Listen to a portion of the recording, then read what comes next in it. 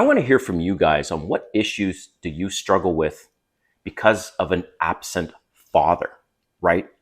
So I thought to do this video, I was inspired to do this video because I just got thinking, there's a lot of men out there that didn't grow up with a father figure in their life. They were essentially raised by a single mother. And so I was adopted at a very late age, but I was raised as a single mother by the time I was 12.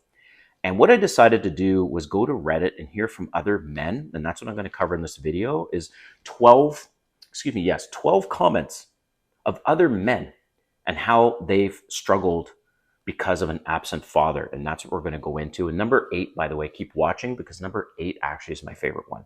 All right, if you're new to this channel, welcome. My name is Kane. I'm the Silver Bachelor. This channel is 100% dedicated to dating advice for older guys. And if you haven't subscribed, hit that subscribe button and the notification button because I'm dropping a video every day. All right, look, there's a lot of men that have grown up with single mothers or basically an absent father, right?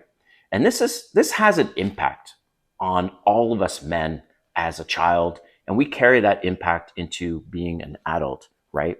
So I want to hear from you in the comments because maybe I'll do a part 2 of this video on what struggles, if any, you've had from having an absent father. But don't want to leave you guys hanging. So I'm going to read 12 specific comments that I found on Reddit from other men and their struggles and what they've gone through with growing up with a single mother and an absent father. All right, so number 1, and I made a whole bunch of notes, so I might have to move my screen just so I can keep track. So number 1 is one guy, he said he's a workaholic. And the reason is because that's his escape from growing up poor. All right, so I can relate to that. I grew up also poor, and I find myself constantly working, right? I've got 4 side businesses or side hustles and a full-time job. And all right, I don't have a wife, I don't have kids, so it gives me a lot more time. But in general, I don't think I could stop working as much as I am because it's just something from childhood. I don't want to be poor. All right. Number 2 comment that I read is the guy said, I struggled a lot with being masculine. Oof. This is a big one. And I can relate to this because if you're being raised by a woman and a mother, right?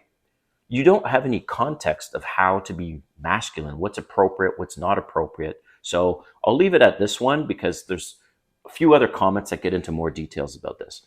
Number 3 is the guy said he was imprinted with this.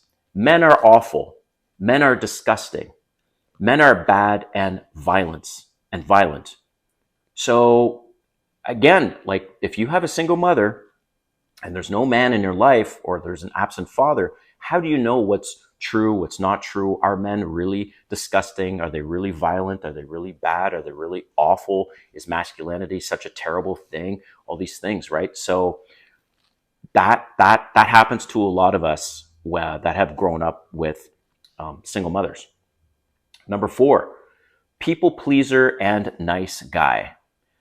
Okay, this is a side benefit of being raised by a single mother, but it can also work against you, especially in dating and relationships, because women want a respectful man, but they don't want a nice man, right? They want a man that has some clear boundaries and can put them in their place and correct them when they are misbehaving, to say it that way, right? When they say something, their shit test has gone a little too far. They like it when you check them. When you check them verbally, right? Women do not like to take accountability and constructive feedback in general. They do not. They don't want to be responsible for anything. But it makes them twitch when all of a sudden you're one of the few men to tell them straight and go, you know what? That was not cool what you just said. And how would you like it if I said the same thing to you?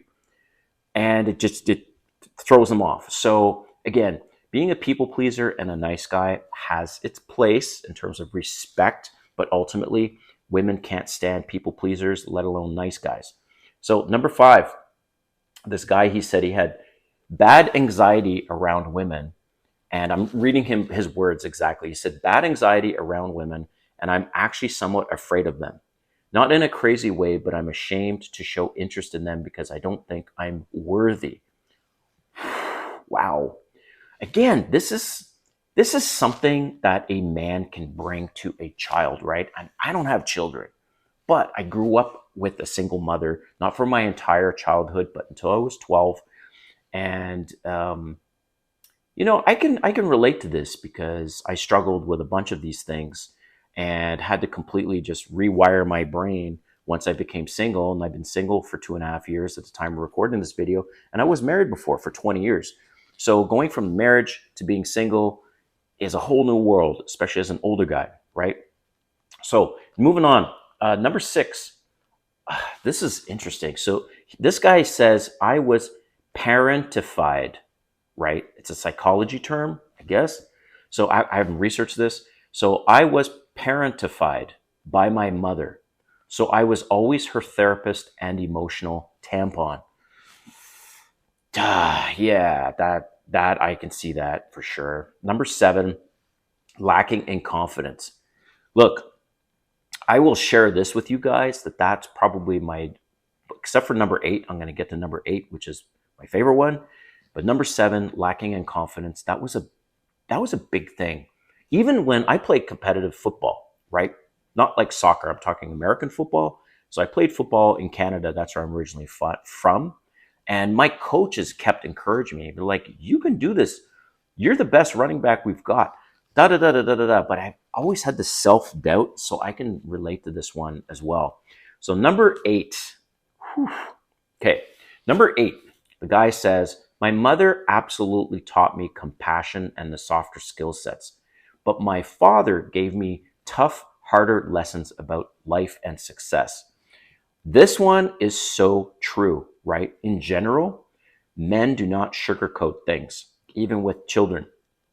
And they're much more rough around the edges in terms of giving advice. And they tell it like it is, how life really is. It's not fantasy, it's not rainbows, it's not butterflies, it's not unicorns or any of that stuff.